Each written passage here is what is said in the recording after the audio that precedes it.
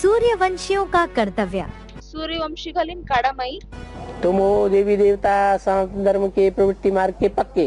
நீங்கள் தான் சூரியவம்சி தேவி தேவத சனாதன தர்மத்தை உறுதியாக சார்ந்தவர்கள் ஆவீர்கள்.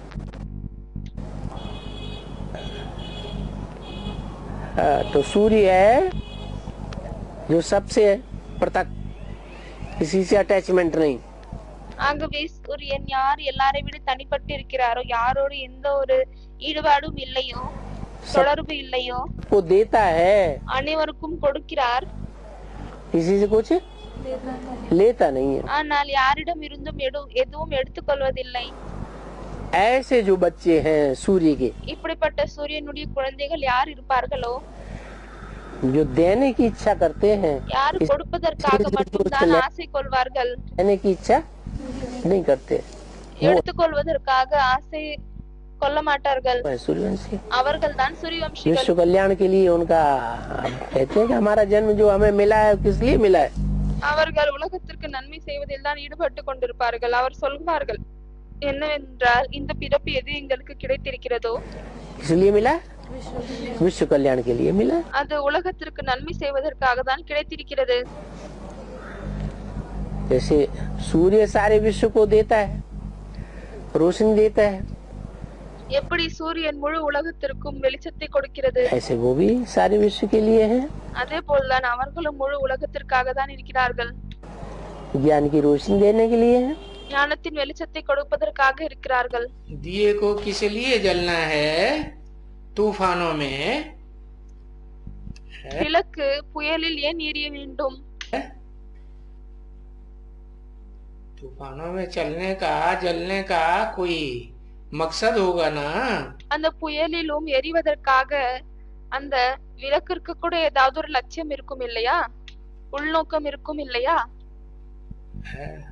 दुनिया में जो विश्व कल्याणकारी बच्चे हैं ना, सूर्यवंशी, உலகத்தில் யாரு விஸ்வ கல்யாணக்காரி குழந்தைகள், உலகத்திற்கே நன்மை செய்யக்கூடிய குழந்தைகள் சூரியவம்சிகள் இருக்கிறார்கள் இல்லையா? तो सूर्य किस लिए जलता है? ஆகவே சூரியன் எதற்காக எரிகிறது? सारे विश्व को रोशनी देने के लिए जलता है, गर्मी देने के लिए जलता है ना। முழு உலகத்திற்கும் வெளிச்சத்தை கொடுப்பதற்காக, சூடை கொடுப்பதற்காக எரிகிறது இல்லையா? तो खुद जलता है और सारी दुनिया को रोशनी दे, तो दीपक को भी क्या करना है? ஆகவே அவர் தானே எரிகிறார் மற்றும் முழு உலகத்திற்கும் வெளிச்சத்தை கொடுக்கிறார். அப்படி இருக்கும் பொழுது யாரு விளக்காக இருக்கிறார்களோ அவர்களுடைய கடமை என்னவாகிறது? ये आत्मा रूपी दीपक हैं, इनको क्या करना है? இது ஆத்ம ரூபமான விளக்காகும். இதையும் என்ன செய்ய வேண்டும்? औरों के लिए माने, और कौन? மற்றவர்களுக்காக. அப்படின்னா யார் மற்றவர்கள் இருக்கிறார்கள்? सूर्यवंशी नहीं है। சூரியவம்சிகளாக இல்லை. कौन है? யாராக இருக்கிறாங்க?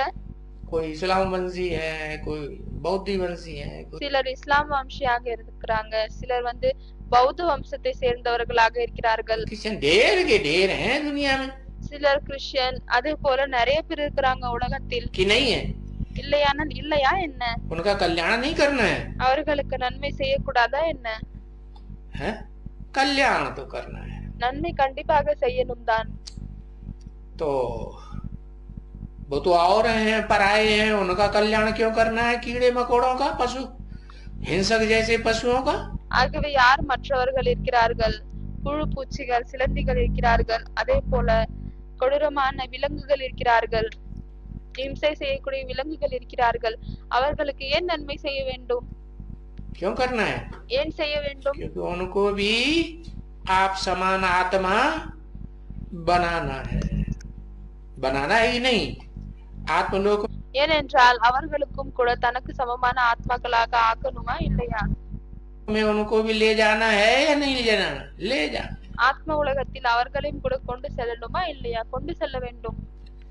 तो सारे विश्व का कल्याण करने के लिए ஆகவே முழு உலகத்திற்கும் நன்மை செய்வதற்காக, और धर्म वालों का भी कल्याण करने के लिए हमें तूफानों में जलना है। மற்ற தர்மத்தை சேர்ந்தவர்களுக்கும் நன்மை செய்வதற்காக நமக்கு அந்த புயலில் கூட எரிய வேண்டியதாக இருக்கிறது.